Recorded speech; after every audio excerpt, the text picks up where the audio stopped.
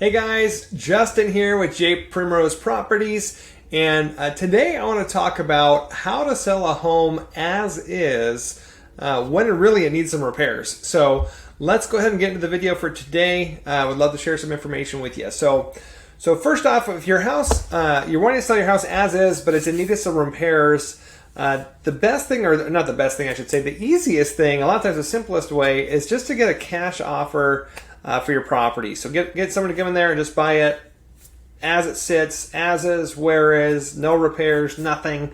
That's typically the simplest and easiest process. We buy homes like that every month. And so if you're considering that, we'd love to talk to you. But that's by no means is that your only option. Sometimes that's a great fit, sometimes not so much. So we'll get into some other ways to probably sell your house maybe for more money and what really are the things you should focus on. So if you're wanting to sell your home as is, one of the best things you can do is to really handle like the high priority things. So if the roof is leaking, if there's like active water leaks and the roof is failing, you're probably going to want to fix that. So you want to get the roof repaired and basically stop any water intrusion. I even recommend sometimes getting a home inspection just for yourself, even though it's as is. Sometimes there's some factors that will scare off buyers who might be willing to do some of those repairs themselves. But a lot of times to even sell it as is, you need to make a couple of those repairs on the major items. So like if the hot water tank doesn't work, if there's no hot water, a lot of those things, there's no way people can get loans. And so really kind of shooting yourself in the foot if you don't handle those things, unless you're going to sell to a direct cash buyer who doesn't care, because we know we have to go in there and make some updates and things anyways. But if you're looking to try and list it as is, you're going to have to handle those super high, kind of high priority things like water intrusion. If there's no heat in the house, no hot water, you want to kind of handle or address those things before trying to sell the house. So plumbing's another one. So if plumbing's not functioning or electrical's dangerous, things like that, you want to get those addressed up front before you try to sell the house, so it doesn't scare away potential buyers on the high ticket items or the high priority items that really the typical person can't fix on their own. The next thing is basically handling minor fixes too. So sometimes there's little things, if you're wanting to sell as is, that you can just do that it makes the house show better. So that could be things like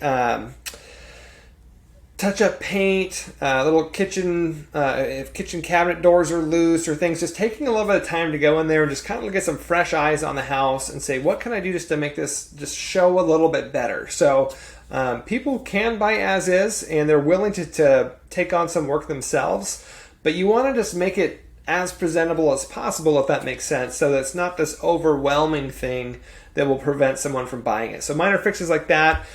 Even steam cleaning carpets. So you can run a steam cleaner or you can hire a company to come out and do that. A lot of times that's less expensive than you think.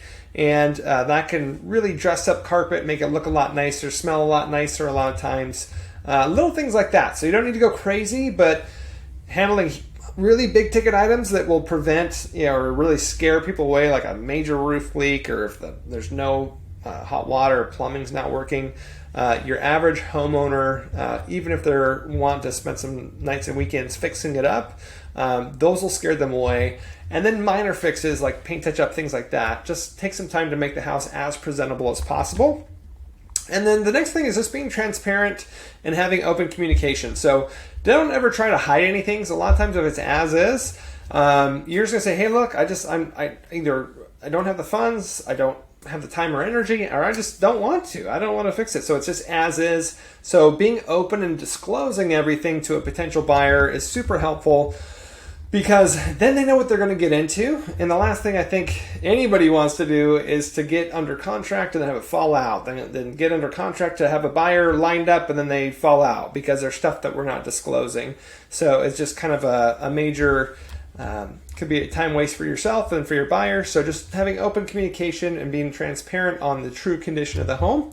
That's the last way. And then really, the last thing is also professional assistance. So you could find an agent that might specialize in these types of homes, as is, or fixers. They might have some trades that they can get in and kind of help with some of the small stuff. Again, your goal is not to have to not spend any money. It's just if you want to sell a house as is, So when it hits the market, you say, I'm not doing anything else. So you just want to make it as presentable as possible. So anyways, that's my tips for the best way to sell your house as is when it needs some repairs. And if you're looking to sell a house, if you're wanting to simplify the process, we'd love to have a conversation with you. We make offers on houses each week. We buy homes every month, and would love to see if we might be a good fit for you. And yeah, so feel free to give us a call over here. We'd love to talk to you. I appreciate you taking the time to watch this video, and I hope you have an awesome day.